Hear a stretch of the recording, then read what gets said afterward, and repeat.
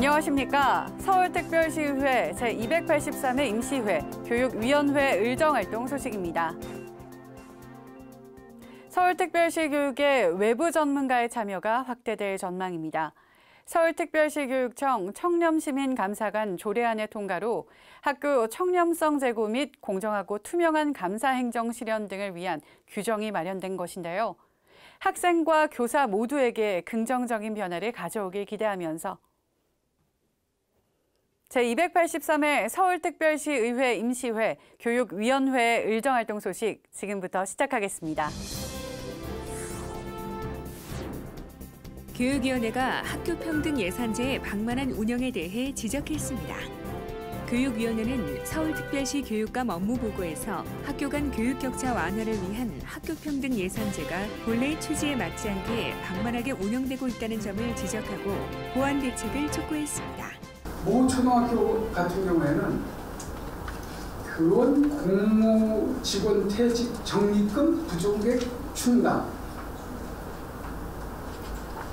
또 전기요금 및 인건비 지급, 도시가스 전기요금 지급, 이 교육평등, 학교평등 예산제로 여기에 퇴직 적립금 부족액 채우고 이런다면 이게 무슨 학교평등 예산제 뭐가 필요합니까? 학교평등 예산제는 학교 간 교육 격차 해소를 위하여 학교 기본 운영비를 추가 교부하여 양호한 교육 여건의 조성을 지원하는 제도로 2018년 기준 283개 공립 초중학교 및 사립중학교에 41억 원의 예산이 편성된 상태입니다. 스쿨 미투 근절에 대해서는 교육청의 관리 감독을 강화해 강력한 대응을 요구했습니다.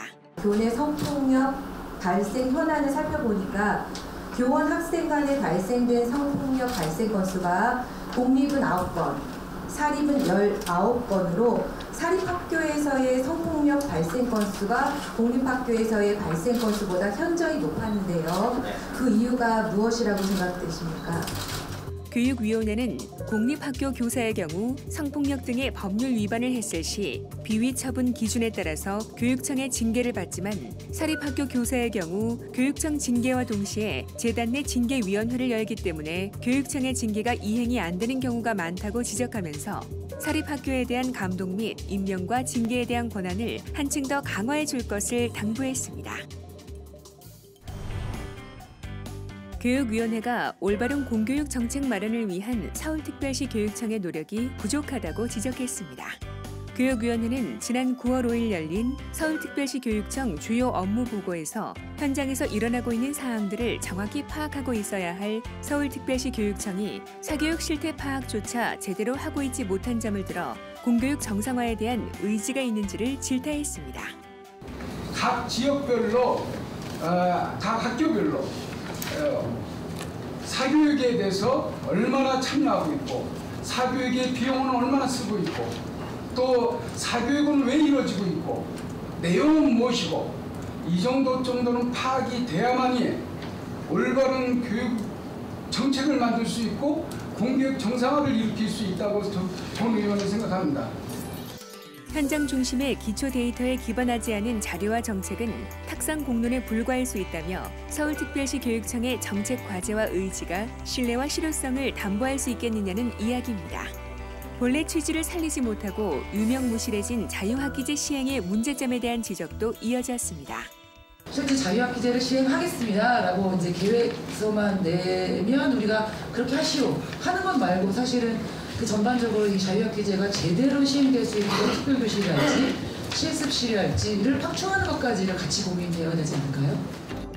중학교 과정 중 한 학기 또는 두 학기 동안 지식, 경쟁 중심에서 벗어나 학생 참여형 수업을 실시하고 학생의 소질과 적성을 키울 수 있는 다양한 체험활동을 중심으로 교육과정을 운영하는 제도인 자유학기제이지만 실제 자유학기제를 할 만큼의 학교 공간과 주변 여건이 갖춰지지 않아 실효성이 떨어진다는 겁니다.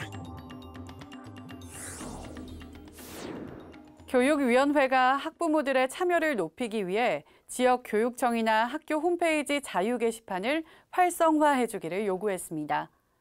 이를 위해 실명 인증의 제약을 해제한 자유 게시판 활용 등의 방안을 제안했는데요.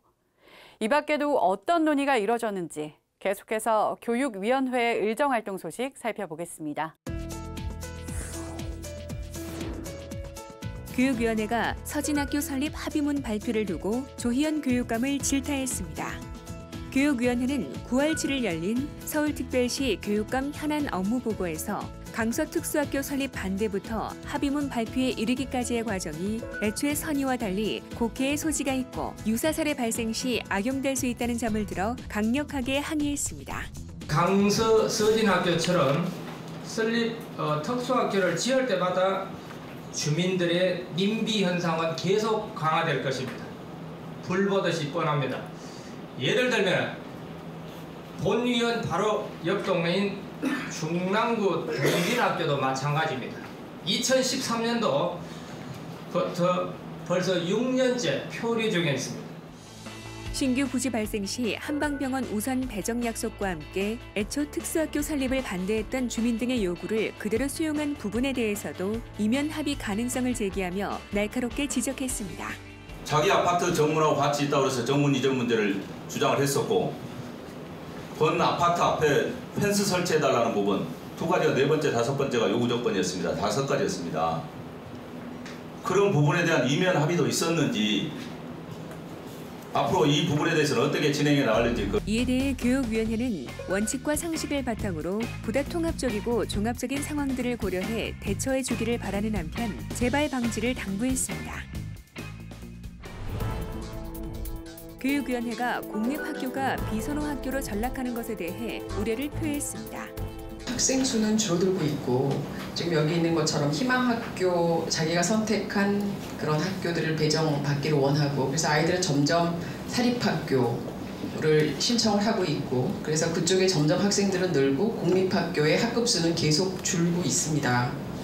그리고 이것은 어떻게 보면 공립학교의 황폐화가 되는 거다라고 하는 생각이 저는 들고요.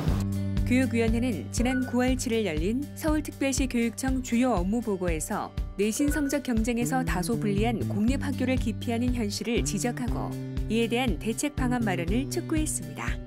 가장 적합한 학습 환경을 선택적으로 제공하는 학교 선택제를 운영하고 있지만 학교 간 경쟁에 있어 재정 능력이 충분한 사립학교에 비해 공립학교가 뒤처지고 이와 함께 학생들이 사립학교를 선호하고 있는 실정입니다. 저조한 학교 안전 사고 지원에 대해서는 지원폭과 방법을 다각화해 줄 것을 당부했습니다. 학교 안전사고 피해자 상담 지원비에 대한 집행률이 눈에 띄게 저조한데 특별한 이유가 있는 건가요? 피해자가 방문해서 상담을 받아야 되는 건가요? 학교안전공제회의 지원이 학교 내에서 발생하는 사고라는 지역적, 제한적 요소가 있고 피해자가 상담과 신고를 요구해야만 혜택을 받을 수 있다는 한계를 넘어 적극적인 지원 방안 마련이 필요하다는 겁니다. 세월호 사건 이후 학생들을 대상으로 하는 생존 수영 교육의 필요성은 강조되고 있지만 정작 수영장 등 관련 인프라가 마련되지 못해 어려움을 겪고 있다고 합니다. 서울 지역에서 학교 자체에 수영장을 가지고 있는 곳은 불과 38곳에 불과한 상태. 소 잃고 외양간 고치는 일은 다시 반복하지 말아야겠죠. 제283회 서울특별시 의회 인시회 교육위원회의 의정활동 소식은 여기까지입니다. 시청해주신 여러분 고맙습니다.